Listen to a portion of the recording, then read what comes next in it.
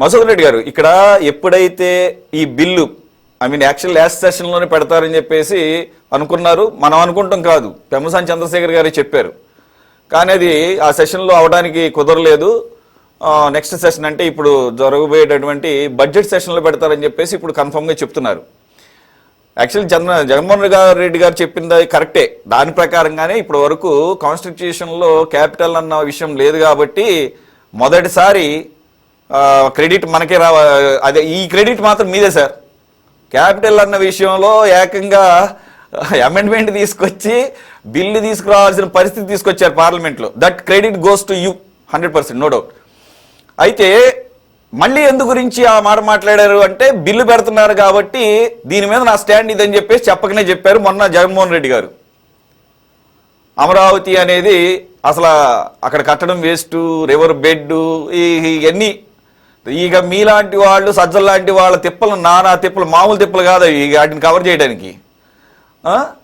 మరి ఇప్పుడు అది బిల్లు కాబోతుంది, మీరు దాన్ని పట్టుకుని దాన్ని టచ్ చేయకుండా పేరెత్తకుండా ఉండటం బెటర్ ఏమో.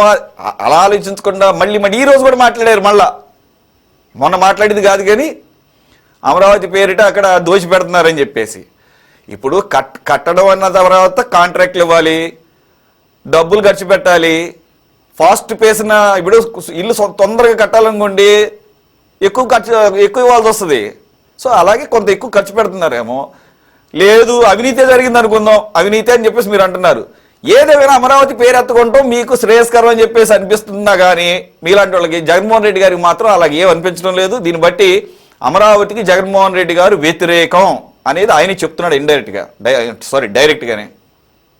So what about this bill? వస్తే కనుక మళ్ళీ నేను వైజాగ్లో వెళ్ళి కూర్చుంటాను, నాకు బిల్లుతో సంబంధం లేదు, మీరు అమరావతి రాజధాని అనుకున్నారు, నా దృష్టిలో ఇది రెండో రాజధాని అని చెప్పేసి ఏమన్నా అని ఎన్నికలకు వెళ్ళే ధైర్యం చేయగలరా?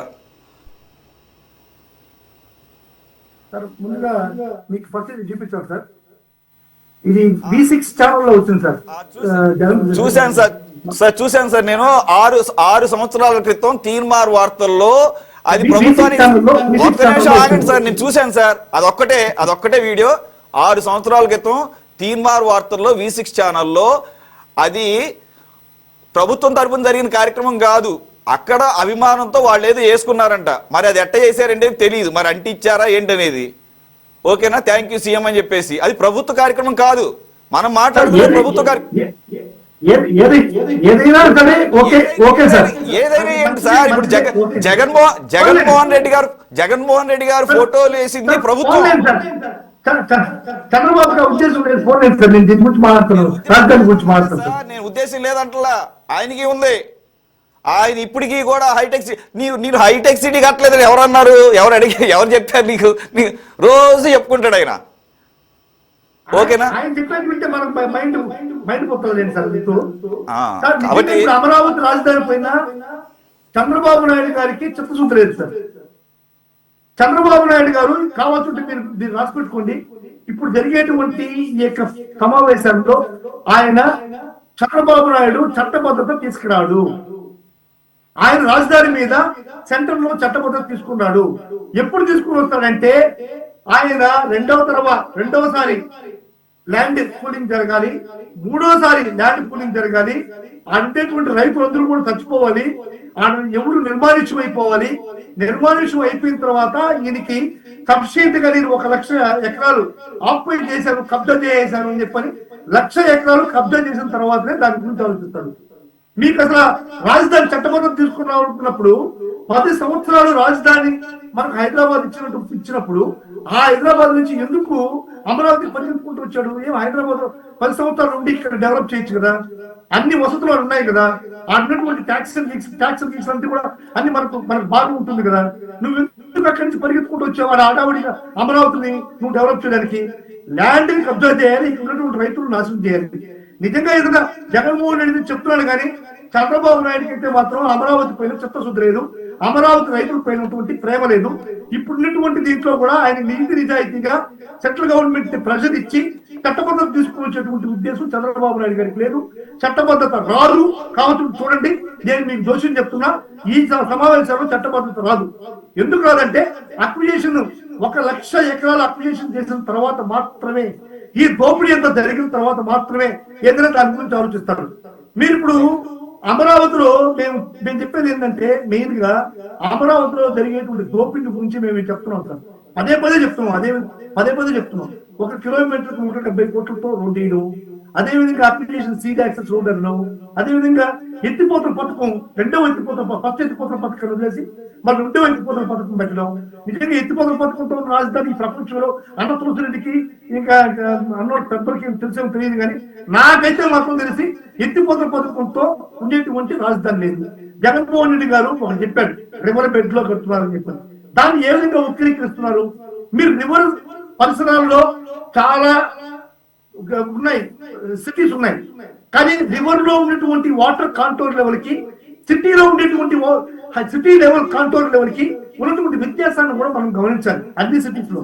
కానీ అమరావతి విషయానికి వస్తే రివర్ బెడ్ లో కృష్ణా నదిలో పారేటువంటి వాటర్ ఎఫ్టీ, అది ఫుల్ ఫ్లడ్ లెవెల్ ఏ కాంటోర్ లో ఉంటుందో దానికన్నా కూడా తక్కువ ఏరియా ఉన్నటువంటి ఏరియాలో అమరావతి ఏరియా ఉంది. అంటే రివర్ ఎక్కువ ఫ్లో అయితే అక్కడికి వచ్చేటువంటి పరిస్థితి ఉంది. అంటే రివర్ లో వాటర్ ఈ పక్క వస్తే ఇంకా ఈ వాగుల్లో వంకల్లో ఇక్కడ పడ్డటువంటి నీళ్లు కృష్ణా నదిలోకి ఎత్తపోతాయి. అందుకని చెప్పి ఎత్తిపోతల పథకం పెట్టారు. ఈ విధమైనటువంటి ఎత్తిపోతల పథకాలకి వాటికి పెడుతున్నారు, కానీ ప్లేసులు మార్చమని.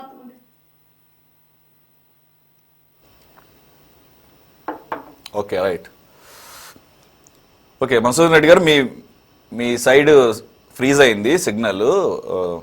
ఎలాగో మీ పాయింట్స్ అన్నీ వచ్చేసినాయి, ఎలా కొత్త పాయింట్స్ ఏం లేవు. అదే ఎత్తిపోతల పథకాలు లేదంటే గనక కాంటూర్లు ఇవే ఆల్రెడీ సెంట్రల్ గవర్నమెంట్కి సంబంధించినటువంటి సంస్థలే చెప్పినాయి. గత హిస్టరీని 100 సంవత్సరాల హిస్టరీని తీసుకుంటే ఎప్పుడూ కూడా ఎంత వరదొచ్చినా కానీ ఆ కట్ట దాటి నీరు బయటికి వెళ్ళలేదు అని చెప్పేసి, ఇదంతా కూడా చూసిన తర్వాత కూడా మీరు మళ్ళా అదే పాట పట్టుకుంటే అది మీ ఇష్టం. అక్కడ ఆయన ఏదైతే చెప్పారో ఇప్పుడు మీరు కూడా అదే చెప్తున్నారు. సెల్ఫ్ గోలే అంటారు దీన్ని. ఇది అమరావతి విషయంలో రివర్ బెడ్ అన్నా లేదంటే కనుక ఎత్తిపోతల పథకాలన్నా కానీ. సో దట్ మీరు మా నాయకుడి అడుగుజాడల్లోనే మీరు నడుస్తామంటే మంచిదే కానివ్వండి. ప్రజలైతే కనుక మీకు ఇచ్చినటువంటి జడ్జిమెంట్లో ఉన్న ఆ ఎసెన్స్ని మీరు గమనిస్తున్నట్టు లేదు. Okay, leave it. సరే, ఎనీవే మీరు ఇప్పుడు అమరావతి రైతులకి ఏ విధంగా భూముల్ని కేటాయిస్తున్నారు? ఆ కేటాయించిన భూములు మీరెన్ని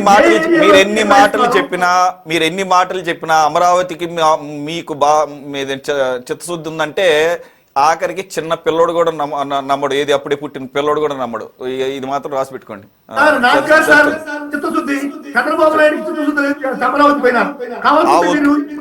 అదే సార్, అక్కడ రైతులు రాష్ట్ర ప్రజలు తేలుస్తారు ఎవరు రైతులు ఏ విధంగా అన్యాయం చేస్తున్నారో. సమస్యలు ఉన్నాయి సార్, నాకు తెలుసు, నాకు ఎగ్జాంపుల్ తెలుసు. సమస్యలు ఉన్నాయి, సమస్యలు లేవని ఎవరు అంటలేదు. సమస్యలు ఉన్నాయి కదా అని చెప్పేసి ఇంట్లో ఎలుగు దూరింది కదా అని ఇంటిని ఎవరు తగలబెట్టుకోడు. ఏ సమస్యలు ఉన్నాయి కదా అని చెప్పేసి మొత్తం వదిలేసారు. మీరు అదే చేసింది, 5 సంవత్సరాలు వదిలేశారు కదా, అడుగులు పెంచారు. అందు గురించే సార్ చిత్తశుద్ధి గురించి అందులో అమరావతి మీద చిత్తశుద్ధి గురించి మీరు ఎంత తక్కువ మాట్లాడితే మీకే అంత మంచిది. లేదంటే మీరు అట్లాగే మాట్లాడుతుండండి. సార్ చౌదరి గారు ప్లీజ్.